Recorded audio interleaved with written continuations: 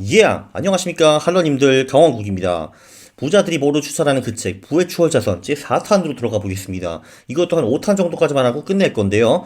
네, 지금까지는 이제 저자가, 그러니까 왜 사업차를 차려야 되는지, 그 월급쟁이로 살면은 부자가 되기 왜 이렇게 어려운지, 그런 걸 설명을 드렸고요. 그리고 사업체를 차리면은, 그거를 성공적으로 이끌 수 있는 그 확률을 극대화할 수 있는 그런 방법들을 몇 개 살펴봤습니다. 그게 이제 1탄, 2탄, 3탄의 내용이었는데요.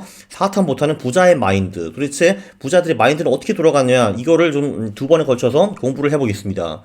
네, 저는 사실 뭐 대단한 부자는 아니지만, 네, 그래도 제 지출이 그렇게 높지 않기 때문에, 네, 그래도 경제적 자유에는 도달을 했습니다. 그러니까 경제적 자유라는 게 대충 보면은 이제 내 연지출 곱하기 20에서 25 정도로 보시면 되겠는데, 네, 그 정도는 저도 있습니다. 어쨌든, 그, 그렇기 때문에 이 10개 습관, 이거에 대해서 제가 100% 동의를 할 수 있었거든요. 근데 이제 보통 부자 마인드가 없으시거나 부자가 아니신 분들은 이걸 보고 발끈하는 경우가 있습니다. 왜냐하면은 이제 그 본인이 이제 그렇게 실현을 못하기 때문에 기분 나쁜 경우가 생기거든요. 네. 그런데 이 10개 습관 있잖아요. 이거 다 100% 맞다고 보시면 됩니다. 네, 그래서 여러분들도 이렇게 착실히 사시면은 네, 뭔가 훌륭한 변화가 일어날 겁니다. 자, 일단 첫 번째, 이거는 그 저자가 책에서 10번이나 강조하는 건데, 부자는 과정에 집착한다, 프로세스, 빈자는 사건에 집착한다, 이벤트라고 했는데, 이 부자가 되는 방법이 퀀트랑 사실 비슷합니다. 부자의 길이라는 거는 이제 이런 뽑기 게임이 있잖아요, 뽑기 게임. 이 안에 공이 이제 잔뜩 들어가 있습니다. 100개 정도 들어가 있다고 치죠. 여기서 이제 대박 확률을 조금씩 올리는 과정이라고 보시면 되겠습니다. 예를 들면은 이 초록색 자리가 이제 뽑으면은 이제 대박이에요. 막 그 몇십억짜리 이제 공입니다. 그리고 이제 이 빨간 공은 뭐 그러니까 뭐 마이너스 뭐 500불, 1000불 이렇게 보시면 되겠고, 요 파란색은 뭐 그냥 뭐 그저 그런 거 플러스 500불, 1000불 이런 식의 공으로 보시면 되겠는데요. 네, 그런데 여기서 이제 그 요 공을 이제 한 번이라도 뽑으면은 내가 이제 인생 역전이 되고 내가 경제적 자유를 이제 이루는 거잖아요.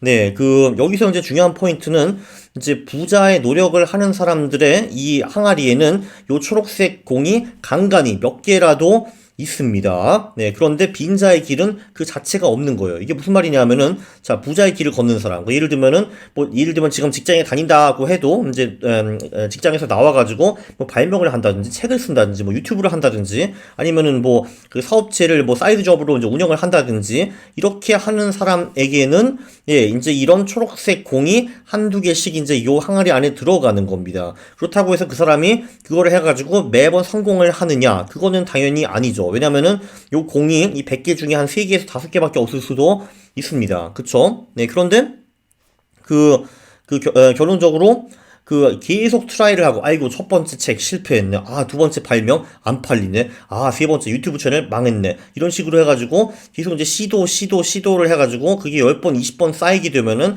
이제 언젠가 그 사람이 이제 노하우도 축적이 되고, 점점 더 과정이 나아지기 때문에, 요 공의 숫자 자체가 항아리에서 많아지는 거죠. 그래서 언젠가 한번 그 대박을 이룰 가능성이, 네, 상당히 있다는 겁니다. 자, 그런데 B라는 사람은 직장에서 와가지고 텔레비만 보고 게임만 하고 자버려요. 예, 그런 사람은 예, 아무리 이제 항아리에서 뽑아도 이 초록색 공 자체가 안 들어가 있는 겁니다. 아, 물론 한 개 정도는 있겠죠. 로또라고 하는데요. 근데 과정을 준비하지 않고 운만 좋은 사람들은 끝이 안 좋은 경우가 많은 것 같습니다. 근데 이제 이렇게 노력을 안 하시는 분들, 그냥 TV만 보고 게임만 하시는 분들은 이제 어떤 부자가 스타트업을 차려가지고 이 초록색 공을 뽑은 거 보고 아, 저 새끼 운이 좋았네 하고 이제 비난하는 경우가 많다는 겁니다. 네, 너무 획폭인가 이거? 어쨌든 자, 2번. 대부분 부자가 사업가인 이유가 다 있습니다. 왜냐하면 부자는 생산자 마인드로 똘똘 뭉쳤거든요. 그러니까 똑같은 광고를 텔레비에서 봐도 이제 부자는 저 기업 사업 프로세스는 뭐야? 저 기업은 도대체 어떻게 돈을 버는 걸까? 저 광고 잘한 건 뭐지? 마케팅 잘한 거야 못한 거야? 밸류 체인은 어떻게 될까? 저 생산은 어디 살까? 뭐 이런 거를 고민을 하는 겁니다. 그리고 부자가 아이디어를 얻는 방법. 아, 나 이거 하기 싫어. 이거 짜증나. 이거 해야 해? 뭐 이런 거에 집중을 하면은 새로운 사업 아이디어가 나올 수가 있습니다. 왜냐면은 사실 이 사업이라는 게 남이 귀찮고 하기 싫은 거, 그러니까 남한테 뭔가 가치를 주는 거, 근데 이거를 하면은 성공할 수 있는 거거든요. 네, 남이 귀찮은 거, 내 사업체가 대신 해주면은 땡큐. 사람들이 그걸 하면서 돈을 내겠죠. 네, 그런 겁니다. 그래서 이제 이런 거. 일상생활 불편함, 앱으로 간편하게 해결 이런 게 정말 가능하다고 하면은 네, 당연히 사람들이 저한테 이걸 하기 위해서 돈을 내겠죠. 네, 근데 이제 소비자 마인드, 그러니까 보통 생산자 마인드가 1%고 소비자 마인드가 99%인데 소비자 마인드는 이제 이런 광고를 보면은 우와, 저 차 가고 싶어, 할부 되나? 이런 거를 이제 외치게 되는 겁니다. 에휴. 자, 3번. 남 탓에서 잘 되는 사람 본 적 별로 없을 겁니다. 네, 내 꼬라지는 다 내 책임입니다. 내 선택이 나를 이렇게 만든 거죠. 초이스, 선택. 학교에서 수능 전에 공부를 하거나 자는 거 누가 선택했습니까? 그리고 내 친구들은 누가 선택하고 내 배우자, 내 직장, 그리고 이제 잘못 썼네. 빚내는 건 누가 선택했습니까? 부채를 끌어들이는 거요. 네, 이럴 때 이제 저는 그냥 우리 엄마가 시킨 대로 했는데요. 하면은 당신은 정말 대단히 불쌍한 사람입니다. 당신의 인생을 살아본 적이 없는 거네요. 아니 근데 사람이 본인의 인생을 주도적으로 이제 운영을 해야지 전부 다 엄마한테 맡기면은 어떻게 되겠습니까? 그래서 당신이 행복하지 않은 거죠. 자, 그래서 그냥 전부를 액셉트를 하는 겁니다. 이게 엄마 아빠 책임도 아니고 사회 책임도 아니고 국가 책임도 아니고 누구의 책임도 아닙니다. 아무도 사실 내 인생에 관심이 없거든요. 물론 부모님은 저희 인생에 좀 관심이 있으십니다. 근데 그런 헬리콥터 마음들은 사실 내가 잘 되기 위해서 그렇게 한다라고 말씀을 하십니다. 물론 그게 완전 틀린 말은 아닌데 사실 그거보다는 내 자식을 이런 걸 보내가지고 내가 덜 쪽팔리게, 그리고 저놈이 이제 사람 구실을 하고 돈을 벌어야지 내가 쟤를 이제 더 이상 지원할 필요가 없는 거지. 그리고 그래야지 내가 쟤한테서 좀 뭐 받을 거라도 있지. 이런 식으로 생각하는 게 한 70%라고 보시면은 될 것 같습니다. 좀 미안하긴 하지만. 그래서 주도적으로 당신의 인생을 살아야 합니다. 어쨌든 내 꼬라지가 별로 마음에 안 들어. 근데 내 책임이라, 이 모든 게 내 책임이야 라고 그냥 인정을 해버리면은 생각과 행동을 바꾸면 됩니다. 좀 더 좋은 방법으로. 근데 이게 전부 남 책임이에요. 사회가 그래서 국가가 그래서. 네, 그렇게 하면 당연히 당신이 변화가 없겠죠. 왜냐하면 사회와 국가는 계속 당신에 대해서 신경을 안 쓸 거거든요. 그래서 당신의 인생은 꼬라지는 계속 좀 별로일 겁니다. 네. 리더에게 필요한 덕목 톱5. 책임감. 이게 사실 가장 중요한 거죠.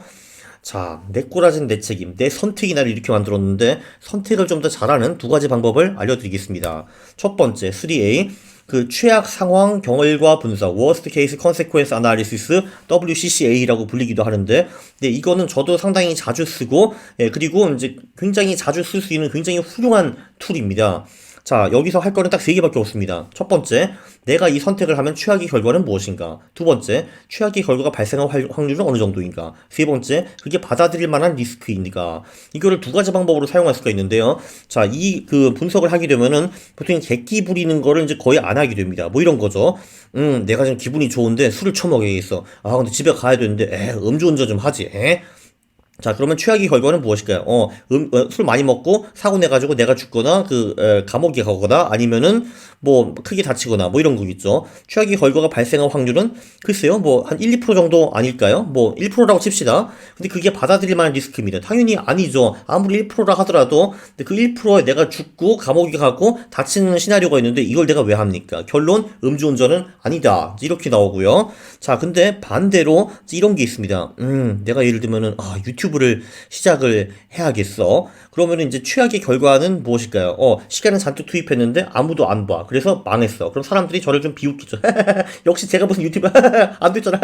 네, 이 정도죠. 좀 비웃음을 당하는 겁니다. 최악의 결과가 발생할 확률은 뭐 글쎄요. 시작하기 전에는 모르는 거니까 뭐 50%라고 해두죠. 근데 그게 받아들일 만한 리스크인가? 네, 받아들일 만하죠. 50%는 제가 실패해가지고 사람들이 저를 비웃고 제 시간을 좀 말아먹는 겁니다. 나머지 50%는 유튜브가 성공할 수도 있는 거잖아요. 이거는 충분히 할 만한 리스크라고 저는 생각을 합니다. 그래서 요 모델, WCCA는 일상에도 굉장히 간단하게 사용할 수 있고요. 굉장히 훌륭한 모델입니다. 두 번째는 비중 선택 매트릭스라는 게 있는데 WADM. 이거는 뭐 두 가지 선택이나 여러 가지 선택이 있으면은 그 선택이 고려해야 할 모든 요소를 정리를 하는 겁니다. A부터 Z까지 다 적는 거예요. 그리고 그 요소의 중요도를 적는 겁니다. 이거는 저도 한 번도 안 해봤고 이거는 굉장히 중요한 결정 전에 한번 써볼 만한 그런 모델이라고 생각을 하는데요. 자, 저자는 그때 당시에 디트로이트로 갈지 피닉스로 갈지 그 고민을 했다고 합니다. 그리고 이제 이사를 할 때 중요한 요소를 여기 적었어요. 날씨, 학교, 뭐 물가, 뭐 비즈니스 할 수 있는 환경, 뭐 세금, 안전, 뭐 엔터테인먼트, 가족과 근처에 있다, 뭐 이런 거를 했고, 그리고 이제 옆에 이게 이제 나한테 얼마나 중요한가라고 요소를 이제 적었습니다. 그러니까 요소가 얼마나 중요한지. 날씨는 이 사람한테 되게 중요했나 보네요. 10점이고, 뭐 비즈니스 환경은 별로 안 중요했나 봐요. 2점. 어차피 인터넷 사업 같은 거 했을 테니까. 학교 애가 없으니까 별로 중요하지 않고, 네, 그리고 뭐 엔터테인먼트 이런 거 되게 중요하게 여겼네요. 그리고 가족과 근처에 있는 것도 중요하게 여겼습니다. 그래서 그럼 이제 디트로이트와 피닉스에 이제 점수를 준 겁니다. 날씨는 디트로이트가 그지같이 2점, 피닉스 매우 좋지 8점.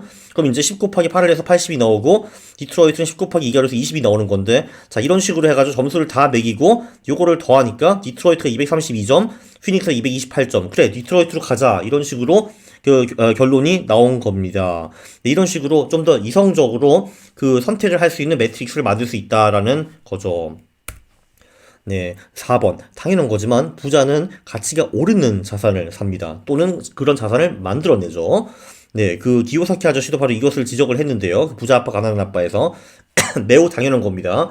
네, 가치가 오르는 자산이란 현금 흐름이 나오는 주식, 채권, 부동산 ETF 등 또는 뭐 사업체, 브랜드, 발명, 특허 뭐 이런 게 될 수 있겠고요.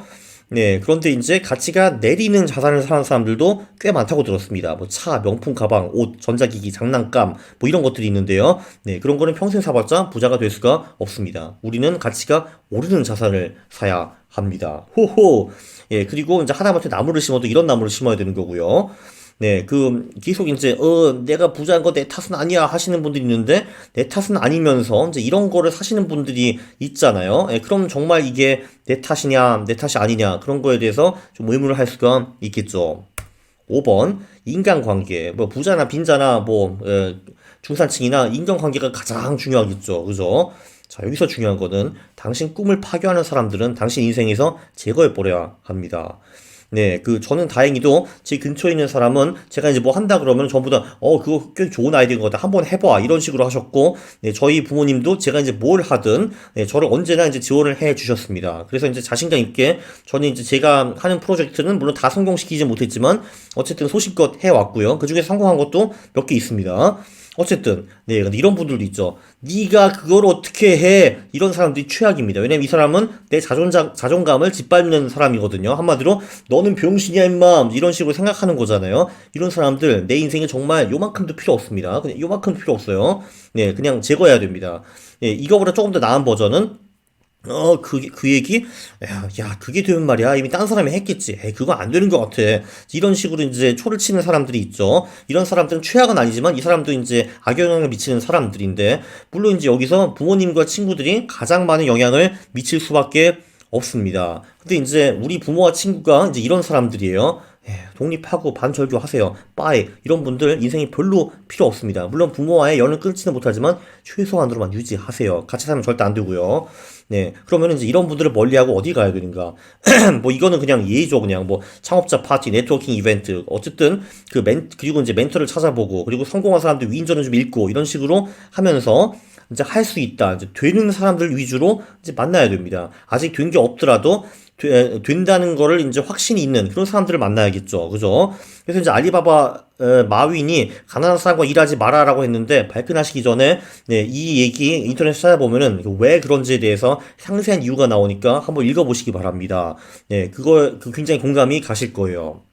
자, 요약을 하면은 예, 지금 여기 나온 10개 습관 중에서 1번부터 5번까지 했는데, 이거는 서행 차선을 걷든 추월 차선을 걷든 결국 부자가 되기 위해서는 대체로가 아니잖아. 이거 다 맞는 얘기인 것 같네요. 첫 번째, 과정에 집중하다 보면은 언젠가 대박이 터질 가능성이 높아진다. 두 번째, 부자는 생산적 마인드로 뭉쳐있다. 세 번째, 내 꼬라지는 내 선택의 결과다. 근데 선택을 잘하는 방법을 두 가지를 제시해 드렸습니다. 그리고 부자는 당연히 가치가 오르는 자산을 사고요. 그리고 당신의 꿈을 인정하지 않는 사람은 당신 인생에서 치워버려야 합니다.